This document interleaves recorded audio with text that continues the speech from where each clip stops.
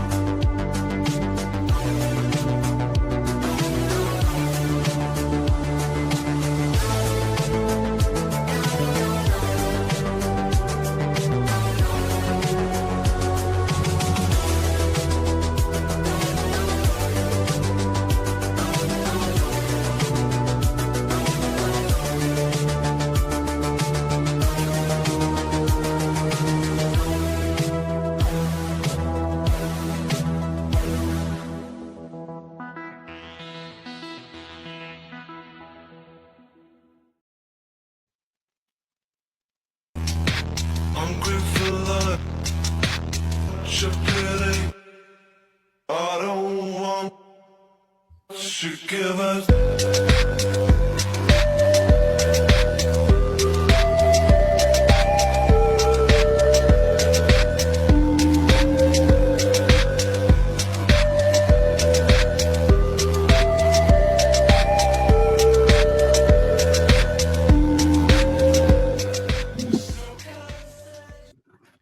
Hello, everyone. Welcome to what I like to believe is the greatest episode of Buffy the Vampire Slayer ever put to screen, and I will fight anyone who says differently. I'm the Lord of Toxicity, and today we're going to be talking about Hush, where there's not a whole lot of talking, a 1 hour special dedicated to this fucking fantastic banger of an episode from season 4, what I believe should have been, and I will also argue this point, the Halloween episode of season 4, as opposed to that weak tea bullshit. I'm going to be joined by my usual suspects, Critter Kingsford, Mr. Hello. E, Northern English Bastard. Hello. Happy holidays, everyone. Happy holidays. I realized only in the making of this that this actually premiered December 15th of 1999. So we almost made the anniversary of it. We came pretty damn close. So that's pretty cool. I don't remember it being that late in the year, but clearly it was. I mean, but to be fair, that was 26 years ago. So yeah, guys, this is the episode when I try to justify my Buffy love, which I feel like I shouldn't have to, but let's say that I do. When I try to justify it, this is the episode that I put on to get people to watch the show. Easily my favorite episode. I mean, it's just flawless all the way through. I just want to get a little bit of a brief overview of what you guys think real quick, and I'll start popping up some slides and some vids, and we'll deep dive into this bitch. Critter, you're the closest next to me in the queue.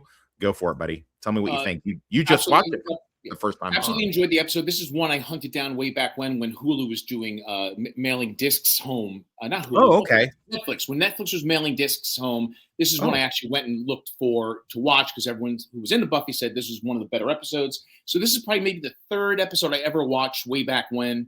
Upon the rewatch, because of the particular villain, I was in the basement last night in the dark watching. I had to stop it. They're creepy. They are seriously an unsettling. They are very creepy. And I'll get into later my 2 cents as to why I think they have this presence. But it's a fantastic episode, and even Spike, in his small amount, still steals the scenes that he's in the few moments that he appears.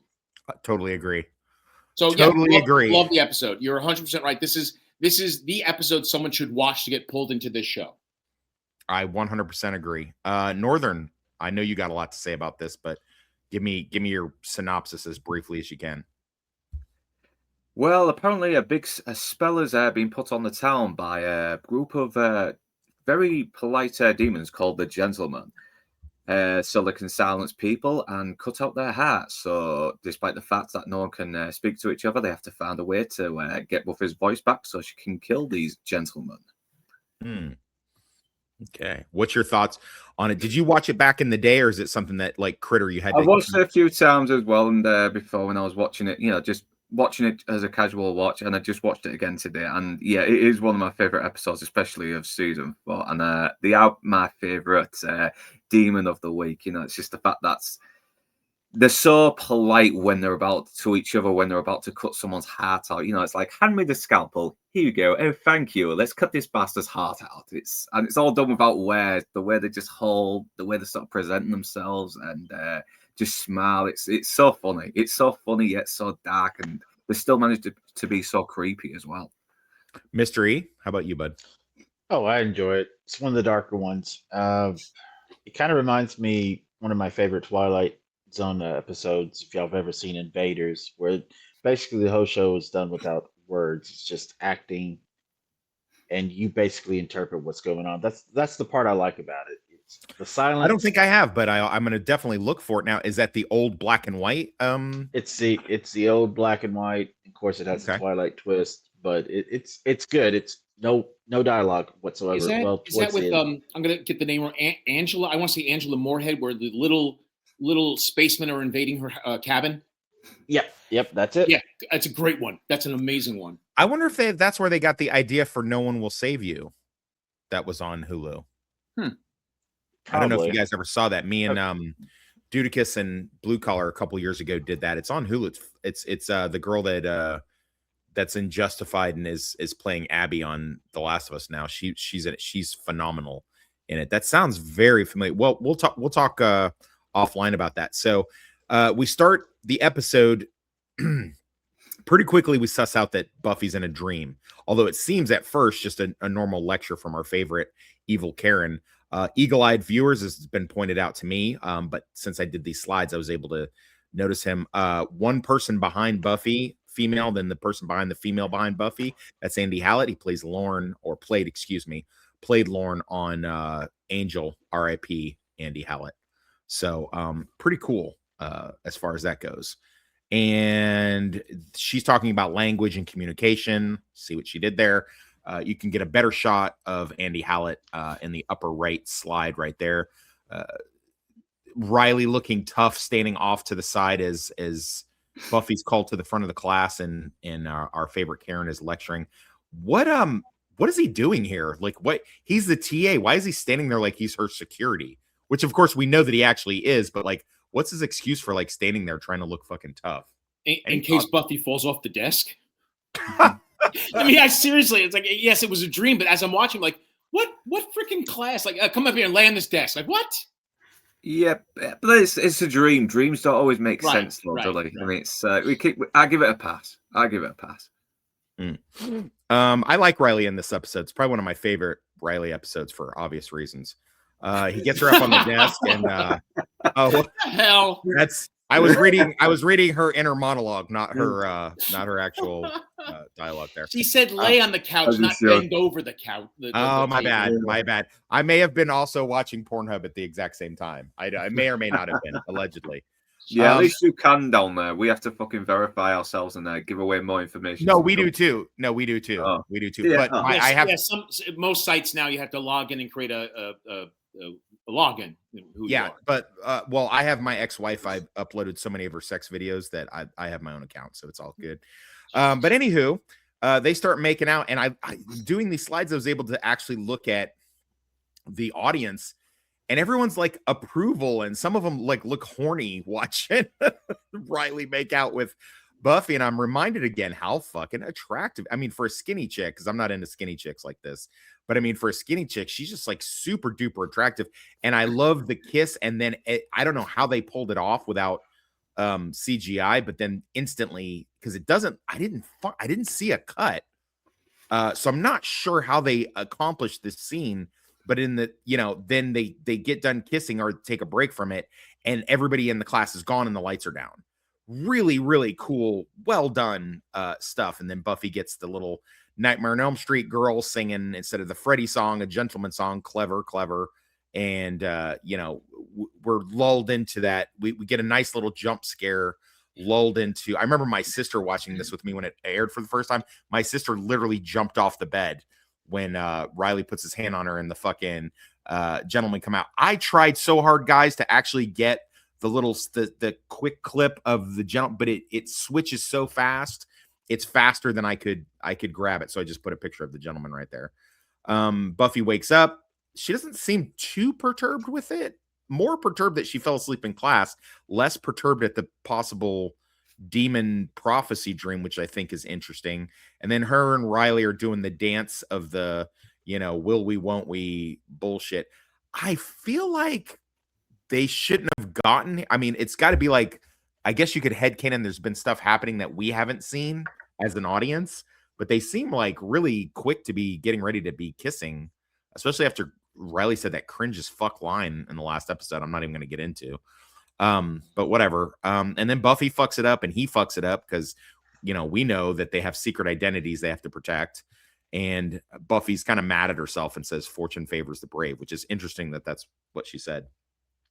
I like that they come into, it's written and directed by Joss Whedon. That was cut off a little bit, but I mean, it's written and directed by Joss Whedon. But I like the fact that Giles actually has neighbors. They use a lot of extras in this episode. I noticed that while doing these slides. There's a lot of extras. Spike is being annoying as fuck roommate. I love that. Well, Weetabix. What the fuck are Weetabix? What is that? Is that like? Yeah, it's a cereal. It's like this Reese's cereal. It's the kind of like sort of these round ones. You put them in milk, and they sort of melt down a little bit, and it's supposed to help give you fiber. It's nice as well, especially when you put a little bit of sugar or sweetener on top of it, or blood, I guess. Apparently, yeah. Into. I like to mix it in, yeah. I love Giles' answer to that. Even though this doesn't have a lot of dialogue in this episode, the dialogue that they do have is fucking golden. And he's like, I like to put the Weetabix in a bit of blood, give it a bit of texture. That's a terrible Spike accent. I felt bad doing that. It's acceptable. Fucking Giles like, well, the picture you've just given me means I'll never eat ever again. And I like Anya just is like fucking with Xander. I noticed that they try to do this thing until Xander kind of aged out a little bit. I noticed they do this thing where they do her hair and cute little stuff in order to make her look younger. Because keep in mind, I mean, they probably are pretty close to the same age, but a lot of people like me had grown up and watched 90210. So, we had already seen her as like an adult. So like waiting another 5-6 years and then she pops up here trying to play a teenager again. But I mean, I guess it works if you factor in that, like she's a demon pretending to be a teenager, I guess would be, or at least 20. I don't know, whatever. I mean, she doesn't look old by any means. I mean, hell, and I just judging off of the Wanda show, WandaVision show, she still looks pretty good. In my opinion. I don't know what you guys think about that or if you've even seen her, but she looks a hell of a lot better than most of the cast does. But anyway, I mean, no, she still looks good. I think last time I saw her was in WandaVision, but yeah, she looks fucking great in that. Yeah, I don't know that she's done much else since then, but I mean, she didn't look like she fucking aged to me, but I mean, whatever. So, it's like, what kind of relationship do we have? I love Sanders' little line. Oh, you really did turn into a real girl, didn't you? Because it's something I would have said. And then I love a little conversation is like she's just really open about her fucking sex life with him as well, and he's pretty much trying to be a little bit more of a grown-up and say, listen, this is kind of a private thing, you don't need to mention this in front of our friends. Yeah, we're not your friends. Go ahead. That's a little foreshadowing, isn't it, for anyone reading ahead to season 6, but whatever, we'll get there. Glad Toonie Boy wasn't here for that, would have spoiled it. And then Giles is like, but why are you here with Giles? You fucking called him over there. Like you got to be more clear. And again, Giles bad at communication. I love this. Everybody's bad at communication. Giles is not communicating well with Spike with him, Xander with Anya, Riley and Buffy. Everybody's not communicating properly. I didn't read that much into this until I redid this for this episode, but I'm glad it did. And we get more of it here with the Wicker Group. This was supposed to be funny at the time, and it was, with these social justice warrior fake Wiccan things, but it's not as funny now, is it? It's No, a it's lot. become too much like real life. Yeah. Yeah, this is basically just every college chick now. So I love that they're worried about the wrong thing, and Willow's like, but can't we just do spells? Isn't this what this thing's for? And they kind of like bash her a little bit. This girl, Tara, speaks up for her, and then she kind of gets I think the chick was both trying to like be condescending but act like she cares at the same time when she was doing it. And I think I read this as Willow sees herself in this a little bit, that she was kind of, season 1 Buffy, she was afraid to speak in front of groups, and she was this, and she's not like that anymore. But it doesn't mean that she doesn't have empathy for people who are. And that's how I read this. You guys read that the same way, or what?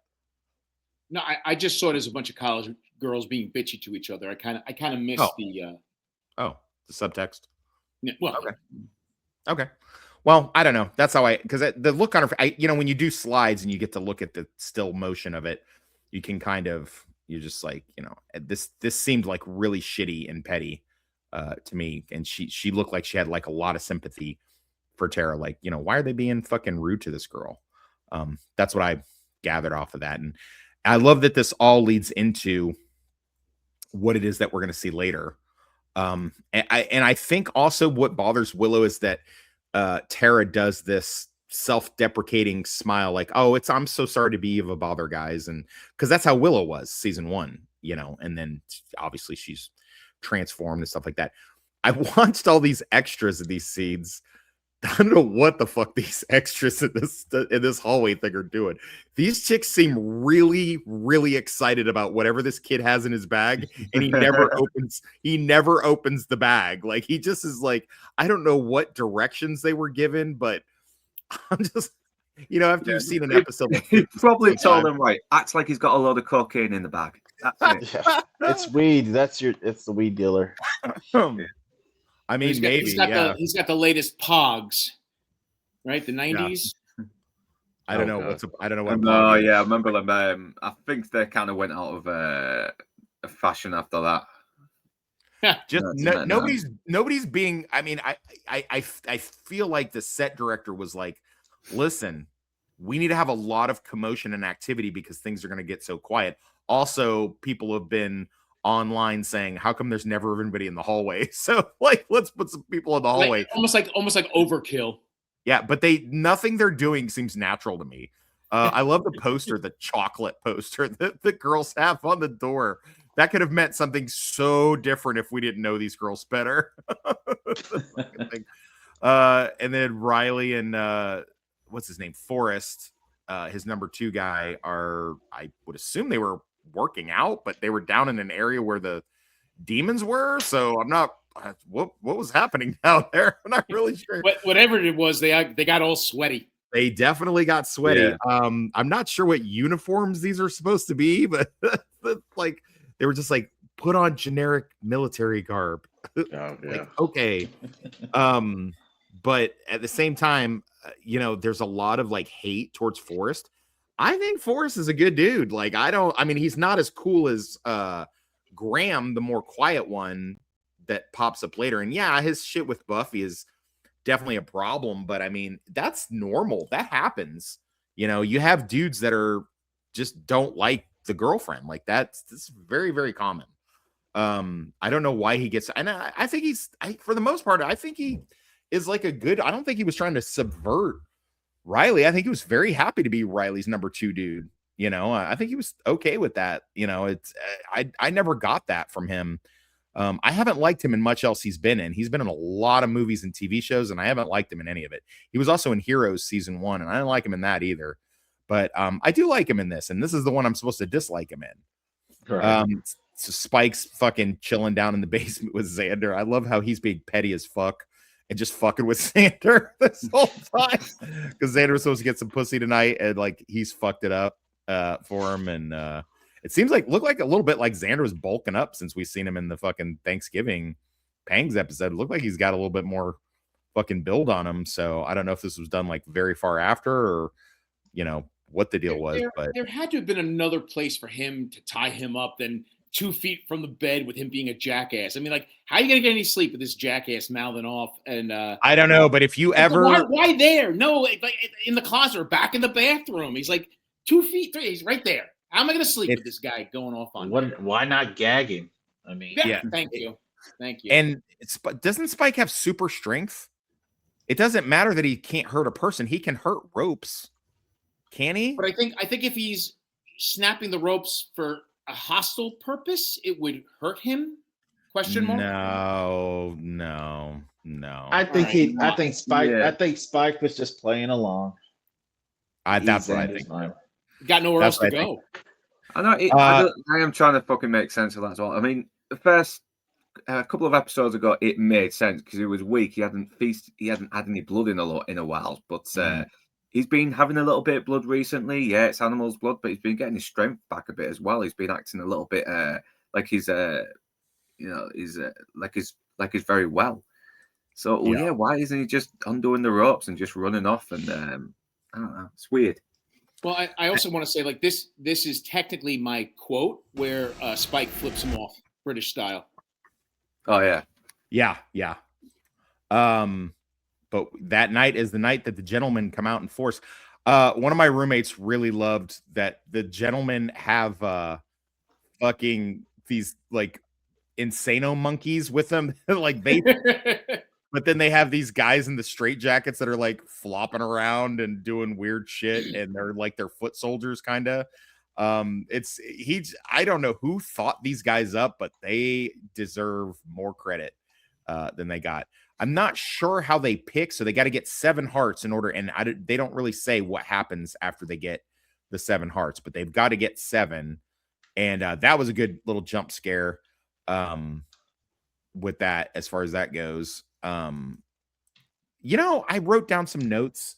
One of them was, so this chick comes to visit Giles and bang him out. She was big in the early 2000s. She popped up in a bunch of little things. Also a vampire movie, as coincidentally, and called The Forsaken, I think. And I like her. I think she's an interesting character. And it's good to see Giles get some pussy.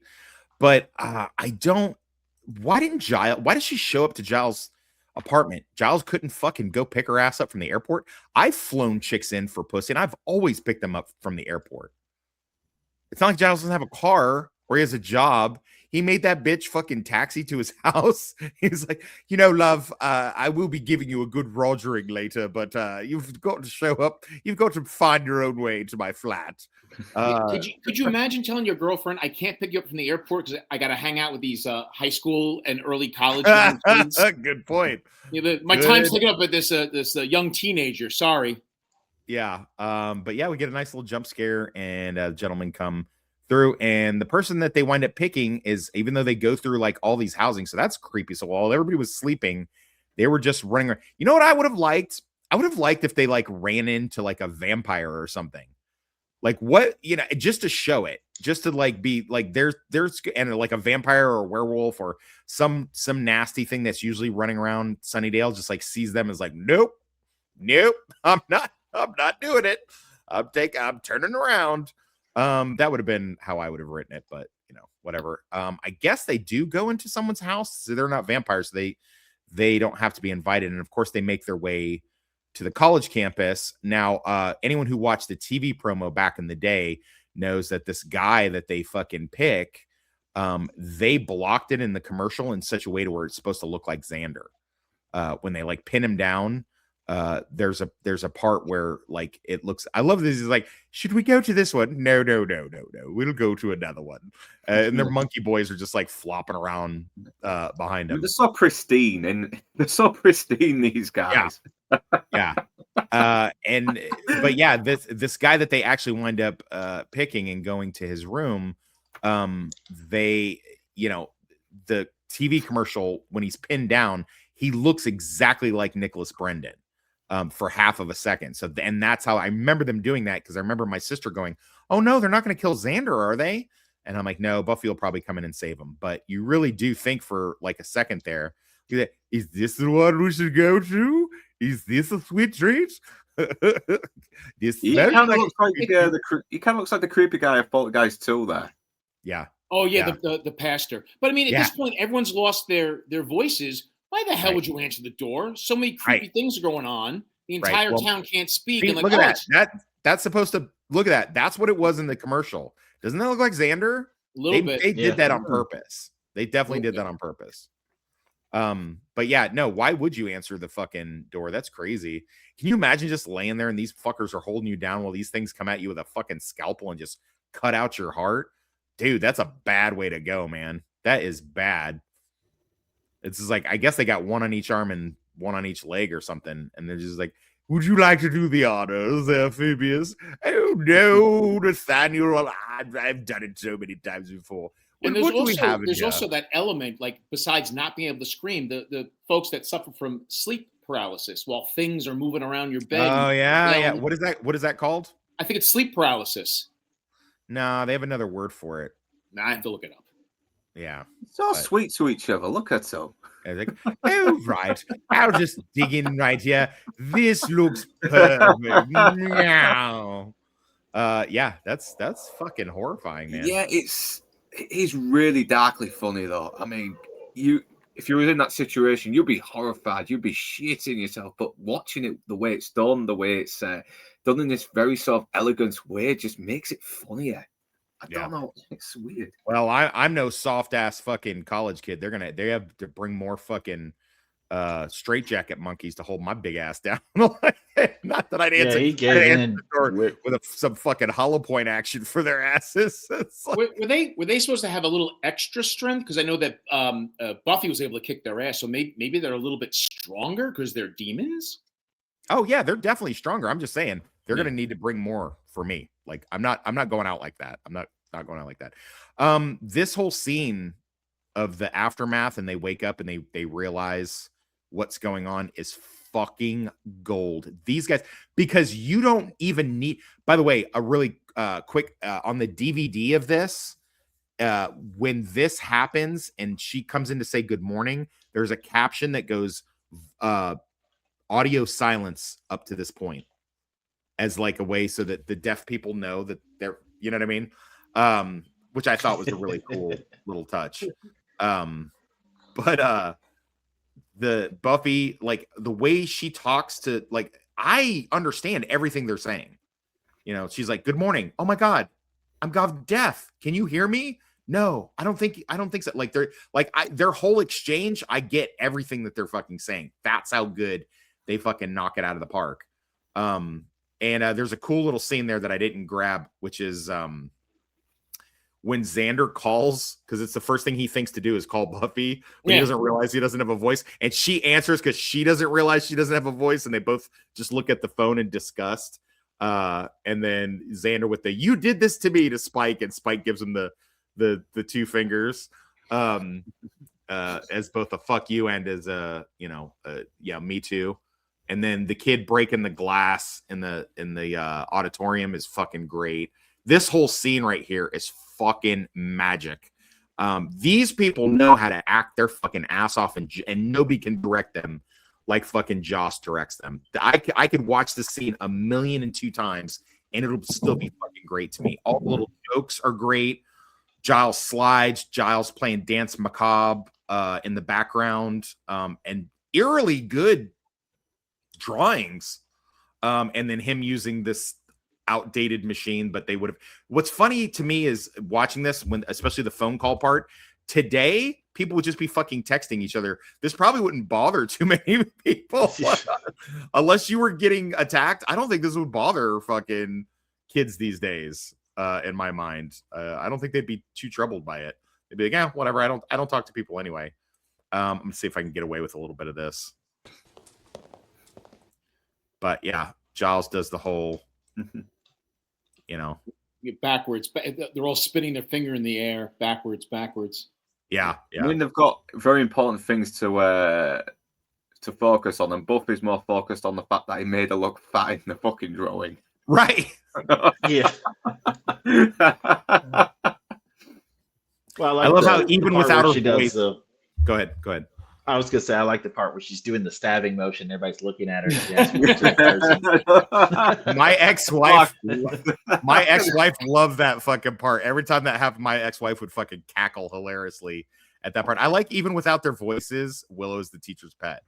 Like, oh, I know. And then Xander's like, boobies? They want boobies? Shut the fuck up, Xander. You know what the fuck. Come on, dude. Come on, Xander. Quit being a fucking idiot your whole life.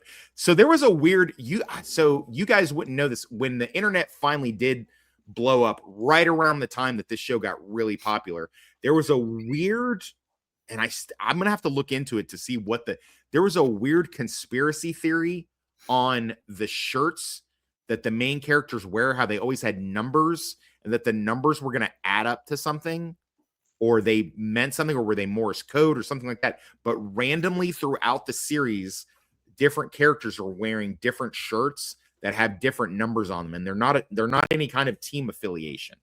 Because like you see Xander wearing this 00 thing right here. It's real. There was a real weird. Did anybody else ever hear about any of that conspiracy? Probably not, huh?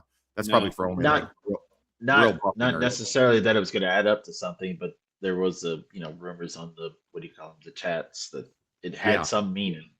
Yeah, the chat groups were crazy with this shit, with the numbered shirts. This is one of the earliest times I can remember seeing it, as far as that goes. I love how Anya's completely unbothered by anything that Giles. She's like, okay, I've seen it. Yeah, whatever. Seen it, done it. Whatevs.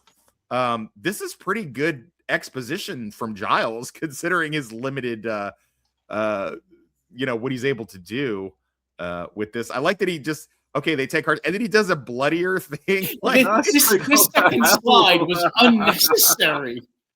Hey, they could have his heart, and there's so much blood. Yeah, thank you.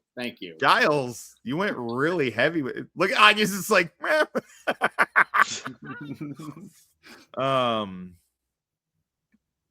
what does Xander say here? I forget. Oh, how do we kill him? Actually, good for you, Xander. I like that Xander still got a little bit of that military mindset where he's like, okay, so this is the problem, but how do we kill them?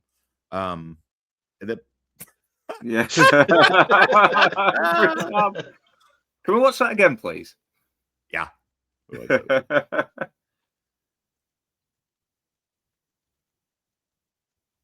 Oh, you did it in slow motion a bit as well. You want me to slow it down? Slow it down and give me a minute so I can just look at it. Yeah, slow it down. But what if that was the way to get rid of them?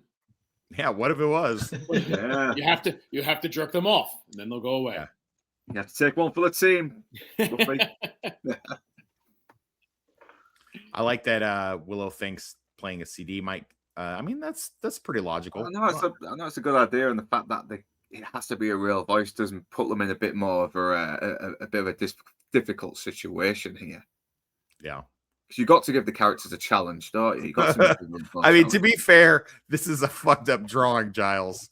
This is how I would draw it. Like, you did much better with the gentleman ripping the heart out. You tried Buffy. Buffy's just like horrified by this. Like, apparently it was improvised. Was it improvised? It was improvised myself, yeah. Oh, I love that. That's even better. I like that she's just like looking at the slide like, okay, this is my enemy. I really like that. Really great. Just the fucking direction in here just could not be any better. God bless you, Josh. We just did not deserve you, buddy. I like that they both are out on patrol. Although, why is Riley not wearing a mask? I get the first one when they're like, you being civilians tonight. And I do like that Riley's breaking up a fight, because it's something he would do as a soldier. And it's not something that would blow his cover, because it's something Buffy would believe that he would actually do as just Riley. I really, really like that. Because I think I remember my sister saying, like, oh no, he's blowing his cover. And I'm like, no, that's something I think Buffy would believe that just big old Riley would try to stop two dudes from. And it's so weird too, because you watch that scene. I don't know if like they were standing in a hole or something, but I don't have a clip of it, but fucking Riley was towering over those two dudes. He's a big Yeah. motherfucker, man. Well, shit, I like the part where he breaks him up and he pushes that one guy down. He gets up with the other guy gets up with a stick or a pipe, and Buffy just reaches over, and breaks his arm. Oh yeah. She just walks by like nonchalantly, like snaps his fucking wrist like a breadstick.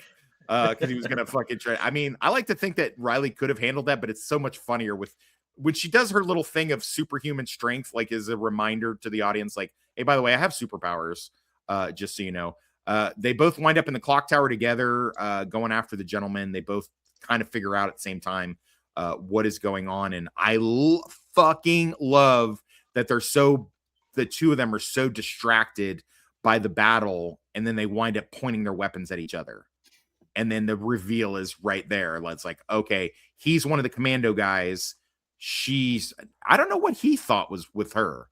Did he know enough to know that she was a Slayer or something like that? Or like what, because he seemed very surprised when she does the thing with the rope and she fucking cannons that, like totally cannons one of the bad guys through a fucking wall. He seemed extremely surprised by that. So maybe he learned that there is something about her, but now he's finding out that she is more than what he expected. Because I don't think he's ever seen a Slayer before, and let's not forget Slayers are a little bit more stronger and more powerful, aren't they? Oh yeah, a lot more. But I just like she knew right away who he was because her and Giles have been tracking the commando guys, but he did not know. Like he's like, what the fuck? And not terribly versed in the episodes. I don't think at any point while he was in his underground military lair did anyone mention her or her power. She's just some girl. I don't think he's actually been given any dialogue earlier to imply that she's super strong or whatever. Yeah. Well, I think up until the part where he actually sees her strength in that one scene, he just thinks that she's in the know, that she understands that there's an underworld of demons and stuff like that. And then it's only at the point where she actually makes, she kicks that dude completely across the room. Does he realize there's something even more unique about her? Yeah. This is one of the best fight scenes in the Whedonverse.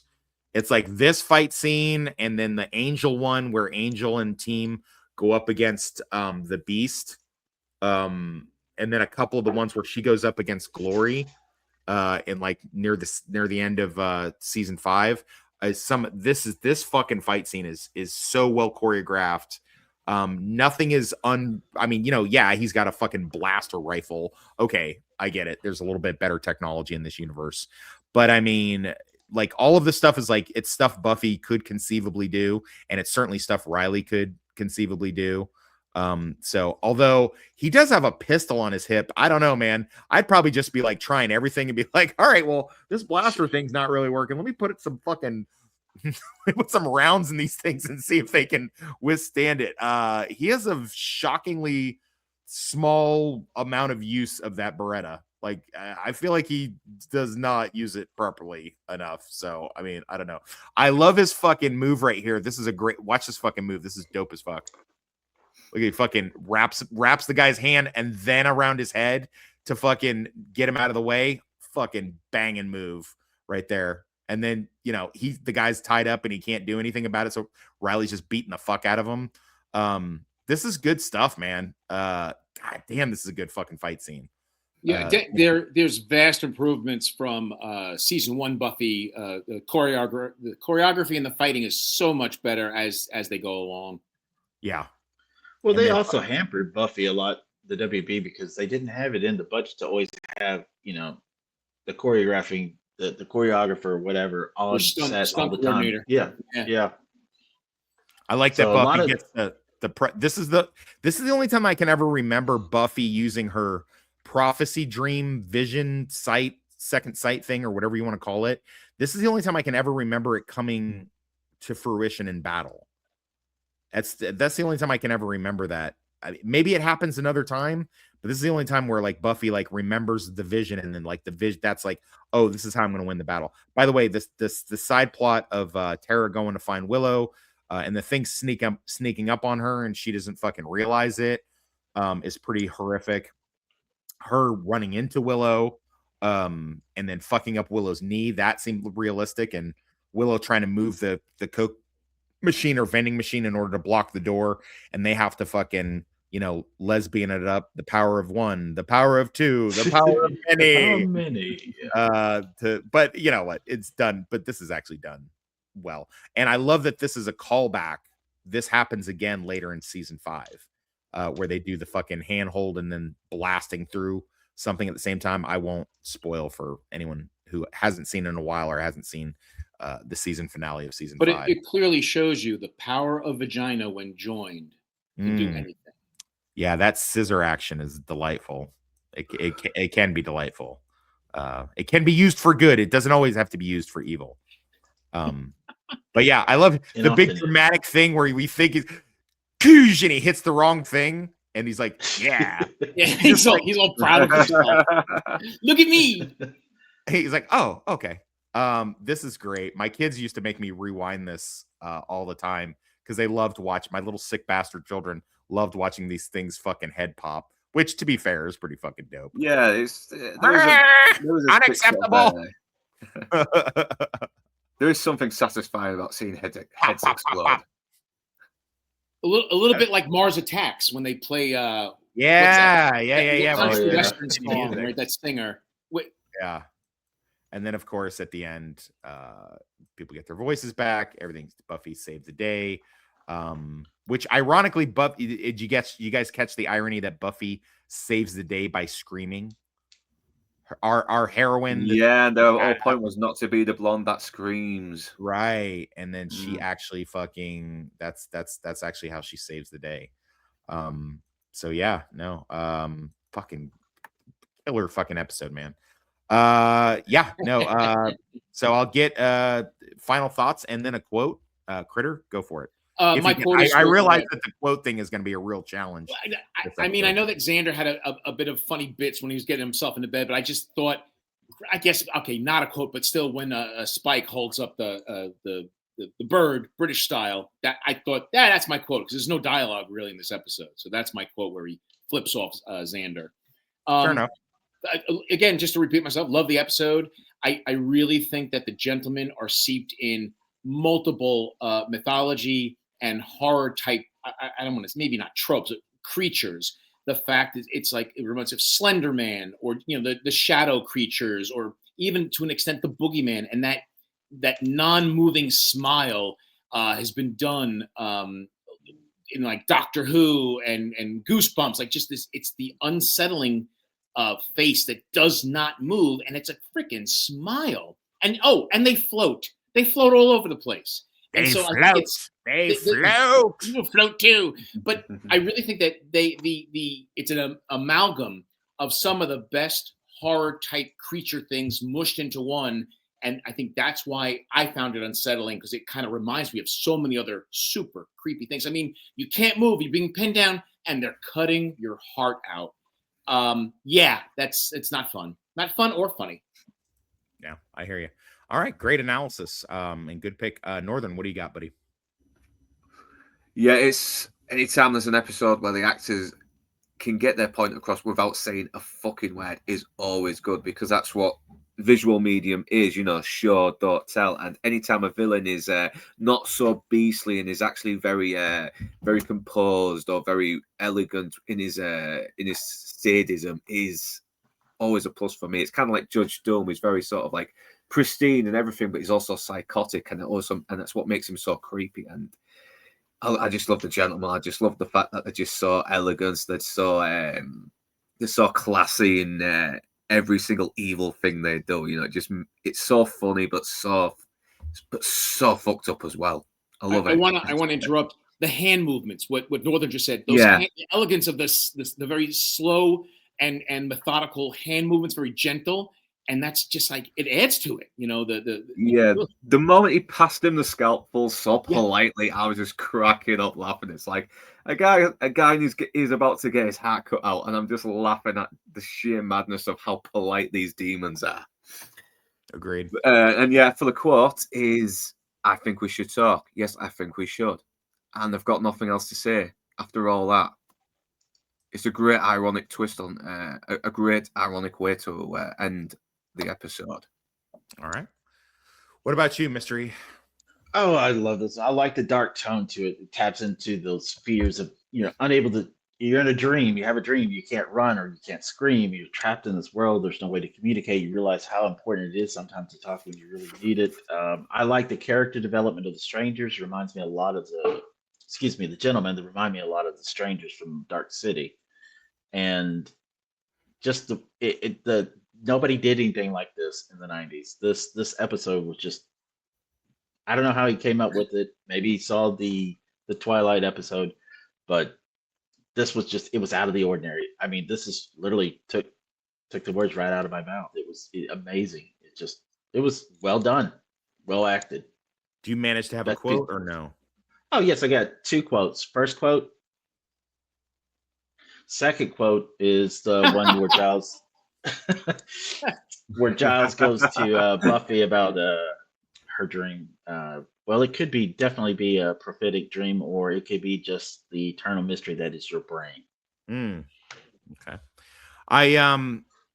As I said, this definitely should have been their Halloween episode, instead of that weak sauce bullshit with the haunted house and the little wee Irish fear demon.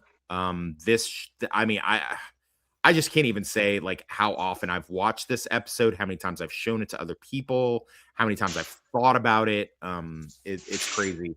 I think there's actually a couple halfway decent quotes in this, but probably the best one that I would say is when Giles is saying, "I have a friend coming over," and Anya says, "Oh, is it an orgasm friend?" And he's like, "Yes, that's the worst thing you could have said." Because I have used that many a time when someone's like, "Oh, that's just a friend." I'm like, "Oh, is it an orgasm friend?" Very few people get it, but I know that it's funny and where it comes from. So that's all that matters.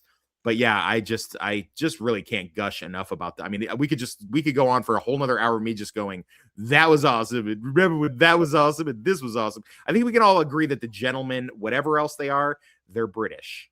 I think we can all agree that they're British. Oh, yeah. Come on. And the ones with the straight jackets, they're Scousers. I think we can agree on that.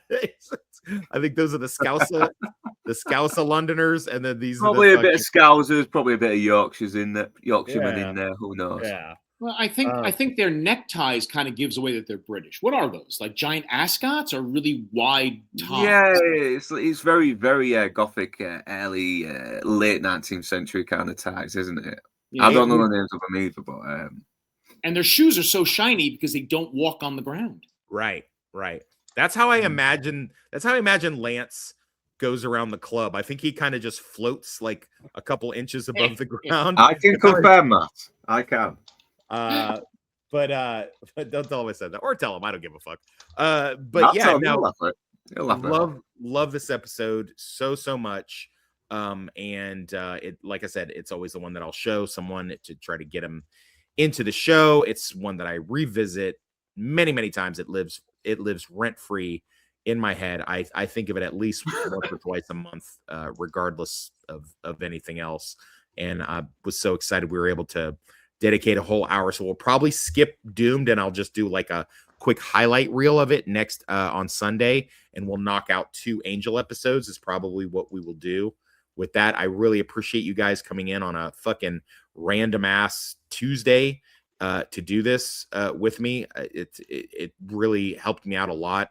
And I will definitely, if you have something that you want me to do at a weird time, I am at your disposal. I definitely owe you guys a favor for that, revisiting this with me. But yeah, that's pretty much it. That's us done. So I'm going to play us out with the usual after I play our little tribute to Hush one more time. And here it is. I'm grateful for your pity. I don't want to give us.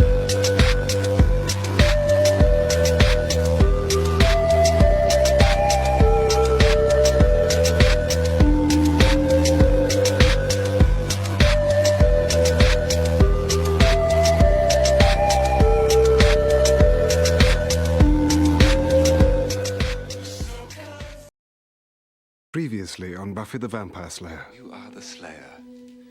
Into each generation, a Slayer is born. Why don't we start with, hi, I'm Buffy. Xander. Cordelia. Willow, right? Mr. Giles. Angel.